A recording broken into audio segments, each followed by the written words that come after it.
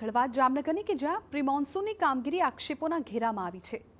જામનગરમાં મહાનગરપાલિકા દ્વારા ચોમાસા પૂર્વે વરસાદી પાણીના નિકાલની વ્યવસ્થા તેજ કરવામાં આવી છે।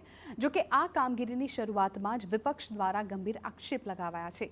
જ્યાં એક તરફ ચોમાસું નજીક છે, બીજી તરફ મનપા દ્વારા પ્રી-મોન્સૂનની કામગીરી યોગ્ય રીતે ન થઈ રહી હોવાના આક્ષેપ લગાવાયા છે। વિપક્ષનું કહેવું છે કે આ વર્ષે અંદાજે 18 કરોડ જેટલી માતબર રકમ પ્રી-મોન્સૂનની કામગીરી પાછળ ખર્ચ કરવામાં આવી રહી છે, પરંતુ જે કામગીરી મે મહિનાના અંત સુધીમાં પૂર્ણ થવી જવી હતી કામગીરી હજુ સુધી પૂર્ણ કરવામાં નથી આવી અને આ વર્ષે પણ શહેરભરમાં પાણી ભરાવાની સમસ્યા યથાવત રહેશે।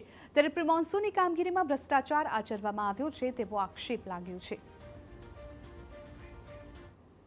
તો હજી સુધી મહાનગરપાલિકાએ પ્રી-મોન્સૂનની કામગીરીની અંદર એટલી બધી બેદરકારી રાખી છે કે દર વર્ષની જેમ એની પ્રણાલિકા હોય છે કે લેટ કરવું, જેવું તેવું કરવું અને વિસ્તારોમાં પાણી ભરાતા હોય છે। પછી આખા ટોટલ વિસ્તારો જે કેનાલથી નજીકો હોય છે એ વિસ્તારો મહાનગરપાલિકાને અહીંયા ડેલિગેશન તરીકે આવતું હોય છે અને એ જ મહાનગરપાલિકાનો જવાબ હોય છે કે અમે કોન્ટ્રાક્ટર ઉપર એક્શન લેશી, આવનારા દિવસોમાં પાછી સારી કામગીરી થશે એનો પ્રયત્ન કરશે। એટલે આ રૂટિન નાટક દર ફેરે થતા હોય છે મહાનગરપાલિકા દ્વારા। સમગ્ર મામલે મનપા દ્વારા પ્રી-મોન્સૂનની કામગીરીની સમીક્ષા અને સ્થળ નિરીક્ષણ કરાઈ રહ્યું હોવાના દાવા કરાઈ રહ્યા છે અને કેનાલ, નદી નાળા, ગટર લાઇનની સફાઈની કામગીરી હાથ ધરાઈ છે।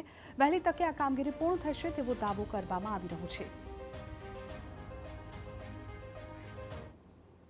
ત્યારબાદ દરેડથી આવતા આગળની જે બધી કેનાલો છે એની સફાઈ માટેની પણ અધિકારીઓ સાથે જોઈ નિરીક્ષણ કર્યું અને એમને સૂચનો પણ આપ્યા। જે યોગ્ય લાગે એ બધું અધિકારીઓને અમે કહ્યું છે કે ભાઈ આ બધું સાફ થઈ જવું જોઈએ, વધારાનો કચરો છે એ ખાસ તેનો નિકાલ થવો જોઈએ। તો એ બધું કામ અત્યારે ચાલુ છે।